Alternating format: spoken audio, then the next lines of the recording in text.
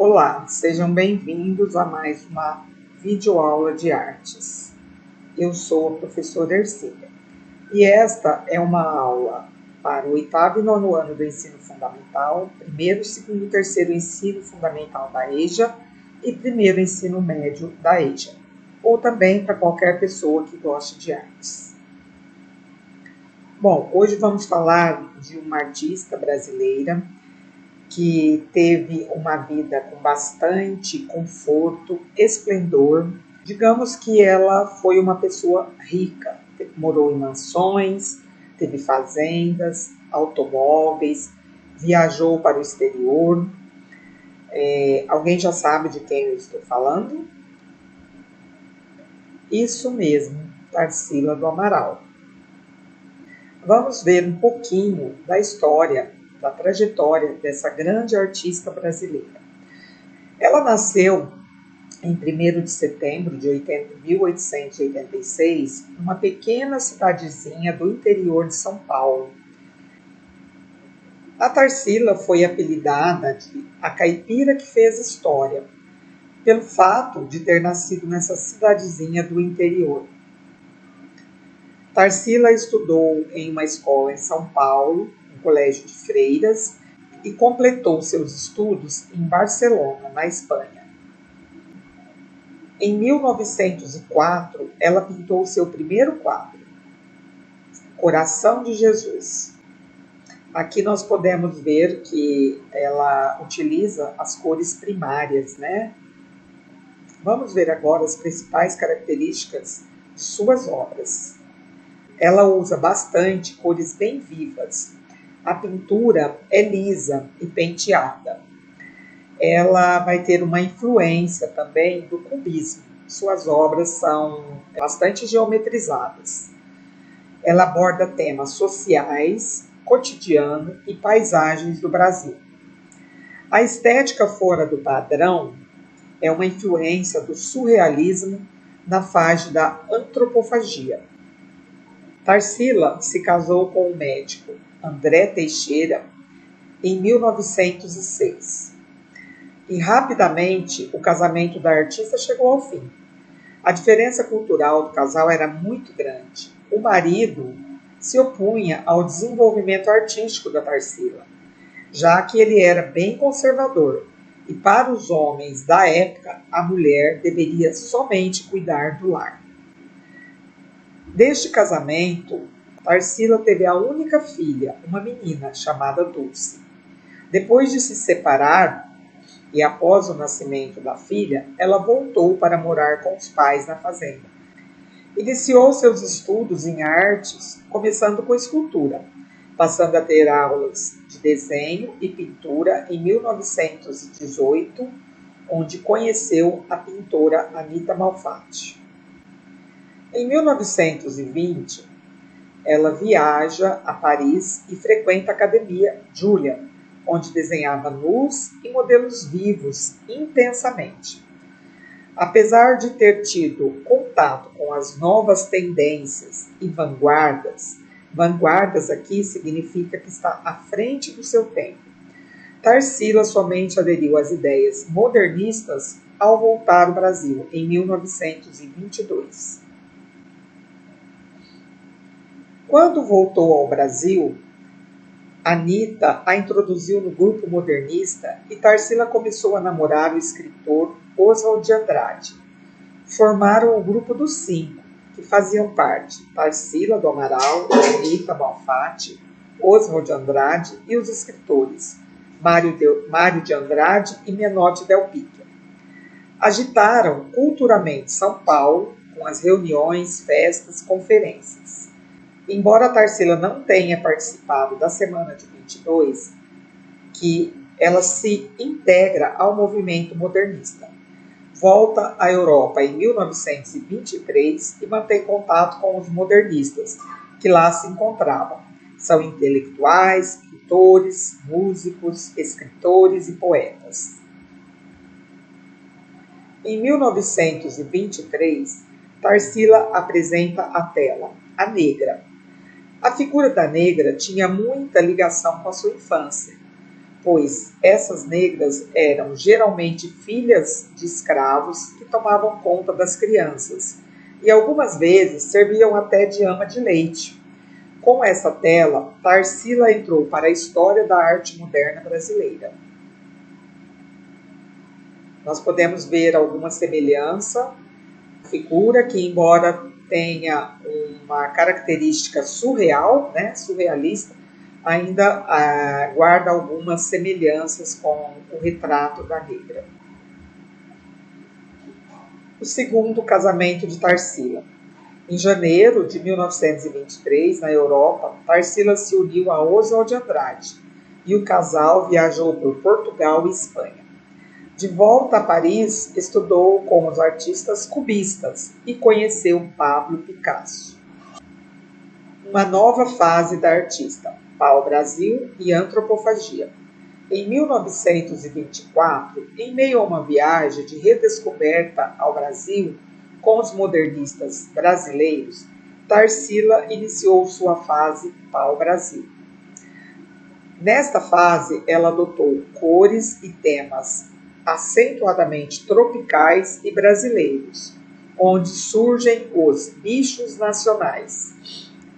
As telas da Tarsila desse período têm muita fauna, muita flora brasileira, as máquinas, os trilhos, símbolos da modernidade urbana. Algumas telas desse período do pau-brasil. A cuca, que é uma lembrança da infância, e aqui a gente pode ver as características cubistas, né? E também as cores bem nacionais, como o verde, o amarelo e o azul. Essas cores que foram utilizadas pela Tarsila receberam o apelido de cores caipiras. Os professores, os mestres, diziam que as cores eram caipiras e ela não deveria usar em seus quadros. Porém, Tarsila disse, abre aspas, encontrei em Minas as cores que adorava em criança. Ensinaram-me depois que eram feias e caipiras, mas depois vinguei-me da opressão, passando-as para as minhas terras. Essas cores tornaram-se uma das marcas de suas obras, assim como a temática brasileira, como as paisagens rurais e urbanas do nosso país. Olha aqui as cores caipiras. Para Tarsila eram belas. Geometrização das formas, simplicidade também, né? A pintura bem lisa, ela usa um pouco de degradês também, criando uma tridimensionalidade. Aqui também as cores bem brasileiras, onde ela trabalha a nossa fauna e flora. Ela dizia que queria ser a pintora do Brasil. Além dos temas e das cores, Tarsila trouxe a técnica do cubismo. Lembra que eu falei lá atrás que ela conheceu Picasso? Ele foi o criador do cubismo. E aqui nós vamos ver algumas obras, esse estilo cubista, né? O Mamoeiro, Morro da Favela, O Pescador. Engraçado nessa tela que me chama a atenção é que o pescador ele carrega frutos, né? Em 1926, Tarsila fez sua primeira exposição individual em Paris, com uma crítica bem favorável. Bom, agora a gente vai ver um dos trabalhos mais conhecidos e famosos da Tarsila do Amaral.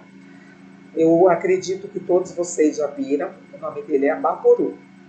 A Tarsila queria dar um presente para o seu marido, Oswald de Andrade, que quando viu o trabalho ficou muito impressionado e batizou o quadro de Abaporu. Mas o que significa Abaporu? Bom, a palavra ela tem origem indígena e ela significa homem que come carne humana. Oswald escreveu o manifesto antropófago e fundaram o movimento antropofágico. O que seria o movimento antropofágico? Bom, ele propunha a digestão de influências estrangeiras, como o ritual canibal, em que se devora o inimigo, para que a arte nacional ganhasse uma feição mais brasileira. Este é o famoso Abaporu. Muitas pessoas acreditam que ali seja o nariz, mas olhando bem, dá para ver que é o braço que está segurando a cabeça. Os pés e as mãos são bem exagerados, desproporcionais ao restante do corpo. Ali tem uma paisagem bem nacional, com cactos e um sol bem amarelo.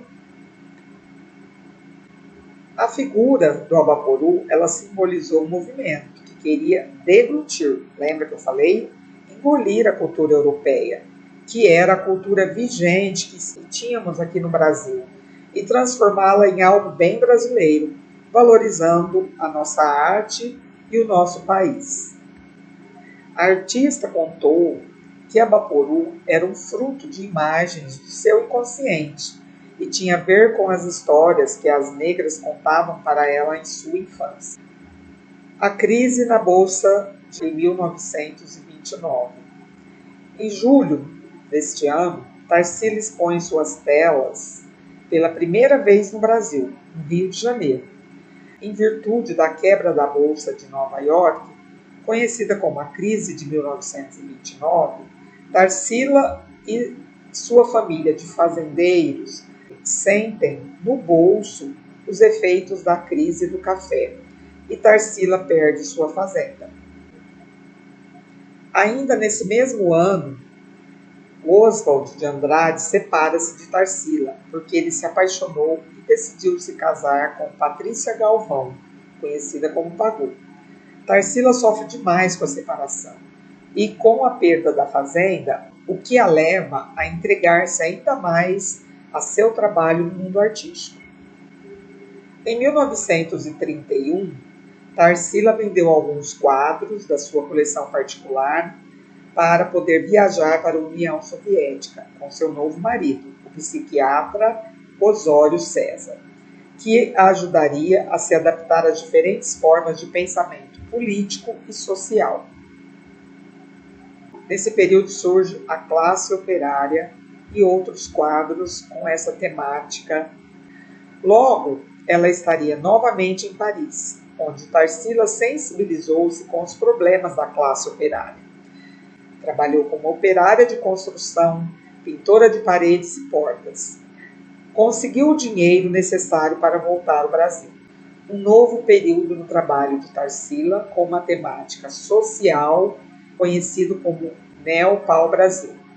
Temos a coleção Operários, e nessa fase temos também a tela Segunda Classe e outras que podemos atribuir ao social. Operários, onde a gente vê vários trabalhadores em primeiro plano e uma fábrica ao fundo. Nesse trabalho, a gente pode ver a Tarsila representada com um cabelo preto, um batom vermelho, bem característico da artista, e mais ao centro, o Oswald de Andrade. É o único personagem aqui que está de óculos. Bacana, né? A artista se representar, se sentir fazendo parte dos operários. Aqui nós temos um outro quadro dela dessa fase, Segunda Classe. E Costureiras. Orfanato. No Brasil, por participar de reuniões políticas de esquerda após viagem à União Soviética, Tarsila é considerada suspeita e é presa, acusada de subversão. Terminou o namoro com Osório e nunca mais se envolveu com política. A partir da década de 40, Tarsila passa a pintar, retomando estilos das fases anteriores. Ela expõe na primeira e segunda Bienal de São Paulo e ganha uma retrospectiva no Museu de Arte de São Paulo, no MAM, Museu de Arte Moderna. Também é tema de uma sala especial na Bienal de São Paulo, em 1963, e no ano seguinte apresenta-se na 32ª Bienal de Veneza. Ela se separa de Osório e se casa com Luiz, com quem viveu até os anos 50 e foi um companheiro constante na vida de Tarsila. Em 1949, sua única neta, Beatriz, morreu afogada, tentando salvar uma amiga em um lago em Petrópolis. Em 1965, separada de Luiz e vivendo sozinha, ela foi submetida a uma cirurgia de coluna, que já sentia fortes dores. Essa cirurgia a deixou paralítica, permanecendo em cadeira de rodas até seus últimos dias. Em 1966, Tarsila perde sua única filha, a Dulce, que faleceu de um ataque de diabetes. A artista símbolo do modernismo brasileiro faleceu em São Paulo em 17 de janeiro de 1973. Foi enterrado de vestido branco, conforme era seu desejo. Bom, pessoal, estamos chegando ao final do nosso trabalho e agora nós vamos ver o que é uma releitura de obra. Aqui nós temos um autorretrato da Tarsila, ou seja, ela pintou a si própria. E aqui nós temos uma releitura da imagem. Vamos voltar um pouquinho. Olha só. Tem um toque do autorretrato da Tarsila, porém é uma propaganda de perfume. Ela nos faz pensar e lembrar do autorretrato da Tarsila. A nossa atividade de hoje vai ser uma releitura. Vamos ver o que é, então. Ler uma obra de arte significa inteirar-se do conteúdo da imagem. Só observar, entender, captar com os olhos. Já a releitura, ela tem como objetivo ler o texto, ou visualizar a imagem, ou ouvir a música e recriá-la. É a reinterpretação de algo que já existe, criando novos significados.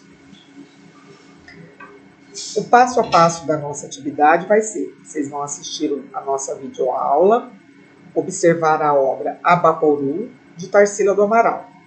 Fazer a releitura utilizando qualquer material que você tem na sua casa, lápis de cor, canetinha, tinta, ou até uma técnica mista, misturar todos esses materiais. Tirar uma foto, enviar ao grupo ou no privado do professor tutor. Aqui vou trazer para vocês algumas releituras de Abaporu. Mas não vale copiar, viu, pessoal? Olha que bacana. Nos faz pensar no Abaporu, porém é uma reinterpretação. Essa daqui é uma reinterpretação bem atual, né, pessoal?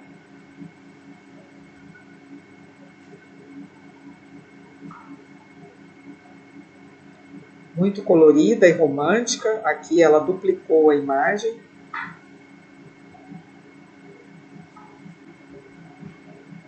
Vocês podem notar que as cores do fundo estão sempre presentes. E no formato dos pés, das mãos grandes também, né?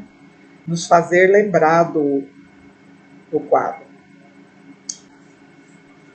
Bom, pessoal, agora é o momento, então, de eu dar tchau para vocês e até a nossa próxima videoaula.